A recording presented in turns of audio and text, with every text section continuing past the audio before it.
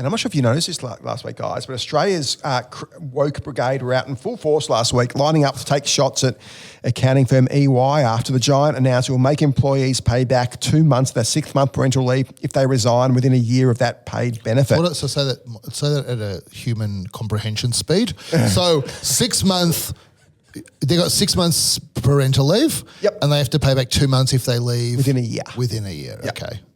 EY has 8,000 staff in Australia and offers parental leave well above the statutory minimum.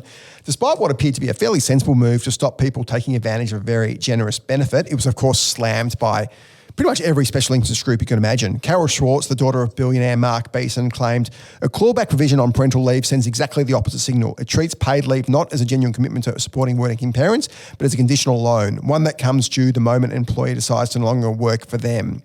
Schwartz bizarrely claimed that the fact staff are walking out the door within a year of returning from the parental leave tells you something is broken in the culture, the flexibility, the leadership, or all three. Or alternatively, they were going to leave anyway, but just hang around to collect their parental leave. Or stay before they had the baby to get the parental leave, which is what a lot of smart people would do. I would do it the same. Georgie Dent, head of parenting group The Parenthood, said EY's changes were a significant step backwards for working women, and the clawback provision fell disproportionately on women at the most financially vulnerable stage of family life. Well, also the 6 months falls disproportionately on women as well. Absolutely. Dent said parents may have a legitimate reason to leave in the year of returning, including a child with additional needs, a partner's job change, or workplace that isn't working for them. Gents. One of the interesting things about this topic is, if we bring it back to productivity a bit, is just thinking about, I think Australia does a lot of great things for employees and how we think about employees as a society. Then we've got to be careful when it comes to productivity, how far we push the lines on things on employers, because then they become more reluctant to hire in the first place. Employ and hire in the first place. To hire child-bearing age women, for example, is an issue. That's the second order effect for sure of having a really generous This is what and I worry about that a lot in these things where things can be very well intended, but then have unintended. I'm not even sure this is well intended. I'm not sure the original generous parental leave is well intended. But do you have your what views? Do you think? Well, I tell you a funny thing.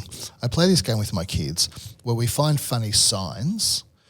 And we have to say, what happened for them to need this sign? Oh, yeah. That's pretty funny, right? Because there's no sign without some disaster that preceded it, right? And there are some crazy signs, like don't feed the crocodiles, for example. And so... Not so funny for anybody crocodile, but yeah. Yeah, right. And so basically the question is, what happened that they needed to implement this policy? Like, it didn't come out of nowhere. For sure. And obviously this was some kind of problem. Now, I happen to think it's a bit of dumb policy, but on the flip side, I think 6 months... clawback or I think the original? clawback's dumb because, like, the amount of... My guess is... We have a clawback, by the way, 100%. I've only used it once, I think. But do you ever see how much parental... We have a return to work bonus because I actually like supporting working women. I don't give people a payment not to work, a payment to work. So you come back to work, we'll give you a bonus. Yeah.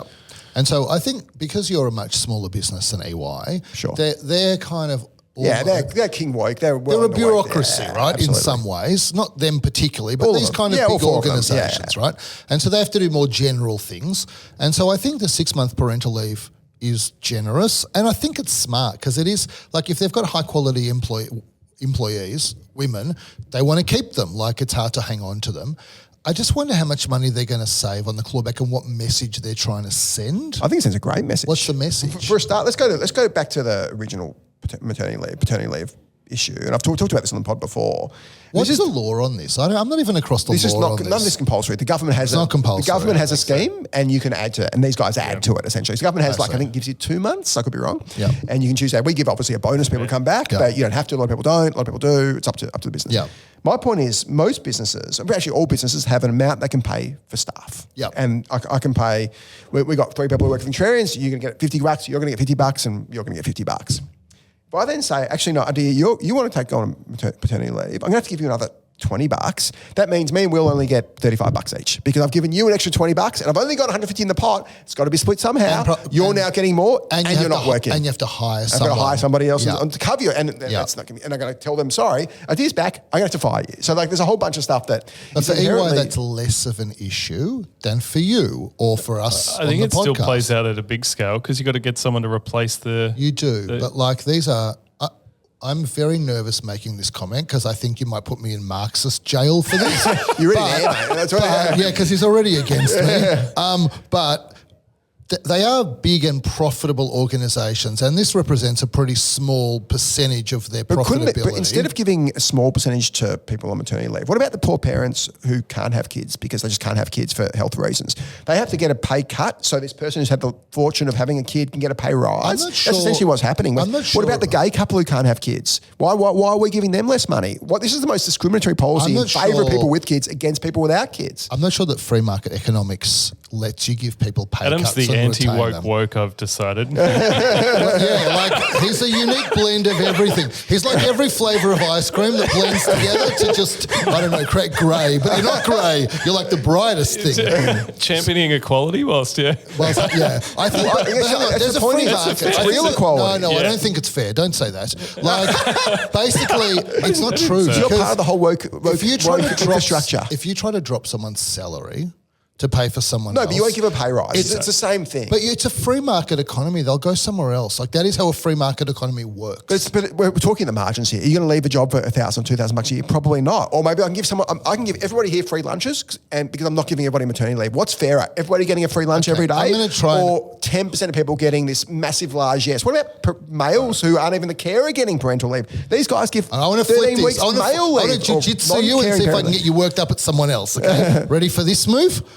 The people you're taking money from, they are the partners of these big consulting firms that get trust distributions and don't even pay payroll tax on their trust distributions and then funnel it out. That's who you're taking a bit of profit from to pay for people. So maybe you shouldn't only... It's the other employees who get... The partner's probably getting the same amount. It's the other employees who are getting stitched up here. And so if it's the poor gay parents, it's the single parents, Well, it's the people who have kids. What about people who aren't married at all? You see it on Tinder lately, it's a hellhole out there. We've gone... What are we talking about again? We've gone a long way from... I'm not sure you're aware of this, but same-sex couples are having kids. Yeah, we've passed that line a long time ago. It's super expensive and hard. I know. Like, it's not... you should ask a different... I'm going to reframe your question in a more socially acceptable light.